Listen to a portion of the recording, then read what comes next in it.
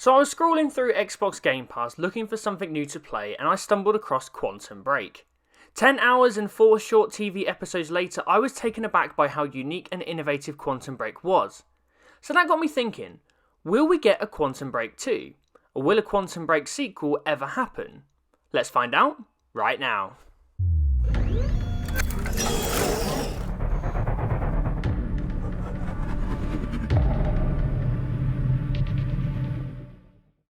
Hey squad, Sykes here, and a kindly reminder, if you enjoyed this video, please make sure you leave a like, head over to InstallationX and subscribe and hit that bell for notifications for more Xbox content.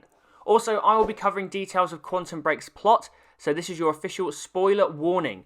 So if you've yet to play Quantum Break but want to, then you can pick it up as part of your Xbox Game Pass subscription. So rumours and speculation of potential new franchises and sequels for previous standalones rife at the moment with the Xbox 2020 Showcase event, I decided to have a think about a Quantum Break 2. Quantum Break seems to be one of the forgotten exclusives of the Xbox One generation that released pre-Xbox Game Pass and pre-Microsoft spending spree on acquiring studios to join the family of Xbox Game Studios. Quantum Break was created as a second-party IP by Remedy, creators of the Xbox 360 exclusive Alan Wake, with Microsoft retaining the publishing rights, having given the green light to the project in the first place.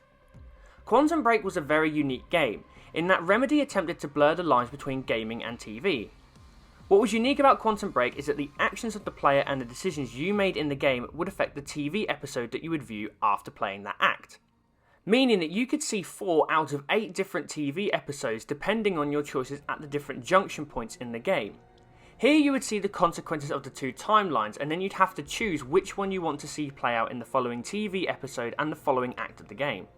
Quantum Break attempted to blend these 2 entities together, and for the most part it worked. The game is centered around time travel, which at times is so much of a cluster that trying to explain it here for you now would confuse the matter even more, but I'll give it a go anyway. A long story short is that you play as Jack Joyce, played by Shawn Ashmore of the X-Men series. Jack and his friend Paul Serene, played by Aidan Gillen of Game of Thrones, are involved in a time travel experiment that goes wrong, causing time itself to fracture. Serene is sent back 17 years to 1999, having seen the end of time, and forms the antagonistic group of the game, Monarch.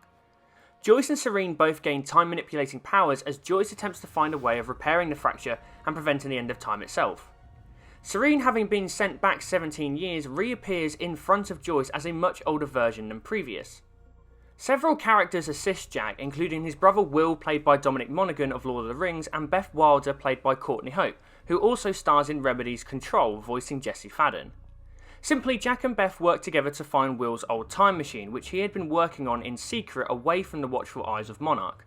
After the fracture, Will was presumed dead after a building fell down on top of him. Jack and Beth decide to travel back to 2010 to find the CFR, a device capable of repairing the fracture, which had been stolen around that time. However, after kidnapping Dr. Sophia Amaral from Monarch to help operate the machine, Dr. Amaral sabotages the machine, instead sending Beth to the end of time, where she finds the original Paul Serene and attempts to kill him but fails. She then reappears in 1999 and instructs Will to create the CFR, and is then left stranded for 11 years in the past. Hopefully you're still with me, we're nearly there. Serene shows up in 2010 with Beth and Jack, and a struggle ensues for the control of the CFR. The CFR is accidentally activated, sending Jack back to 2016 and exploding in Serene's face, causing his Chronon syndrome, which begins to slowly kill him all the way up to 2016. Serene then executes Beth after she refused to hand over the CFR, whilst Jack watches on from the 2016 timeline. Jumping back to 2016, Jack is able to infiltrate his way into Monarch HQ and use their version of the time machine to travel back and save Will, moments before the building collapses, closing a casual loop. Will and Jack then travel to Will's machine, but are confronted by Serene. Will and Jack are able to activate the CFR, disintegrating Serene and repairing the fracture. Right, I'm hoping that makes sense. If not, I'll leave a link in the description below to help you all out.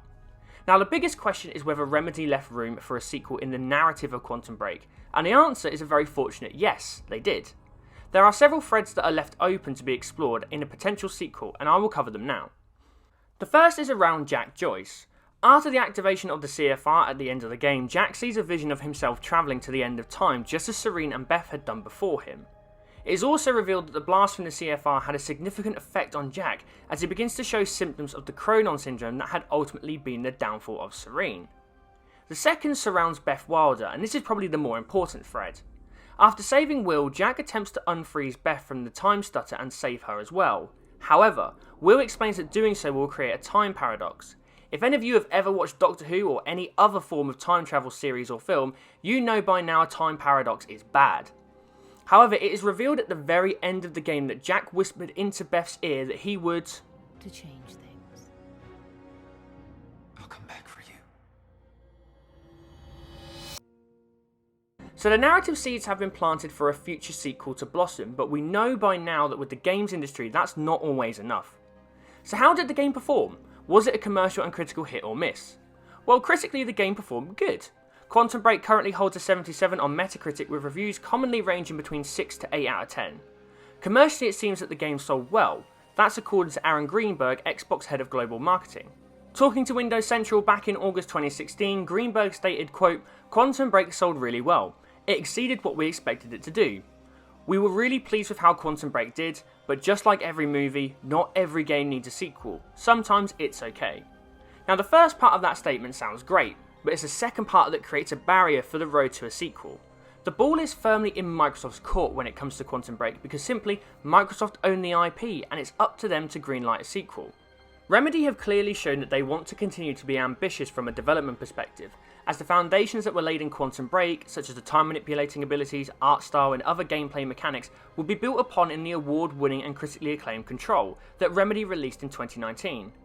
Back in July 2018, in the lead up to the release of Control, Remedy CEO Tero Vitala told GamesIndustry.biz, quote, "Quantum Break, also, we put a lot of effort into creating the world, the characters, the stories, but still it's Microsoft's IP. They decided not to take it further. If we own the IP, it's fully in our hands to decide how we create it, how we develop, what are the creative decisions that we take, and then maybe one day in the future it proves to be successful. It's again in our hands to decide what will be done. That was important for us." To conclude, I personally would love to see a Quantum Break 2, a sequel that would take what for me made the original so good, the interwoven narrative, the innovative time manipulating mechanics, the art style and the high level acting from a great cast. The problems and issues that were created by the blend of gameplay and the TV series could be ironed out, if not dropped entirely, to allow for a fully fledged game to thrive. It seems that we will just have to wait and see if Microsoft see the value in Quantum Break, especially as they continue to grow the first party portfolio on Xbox Game Pass.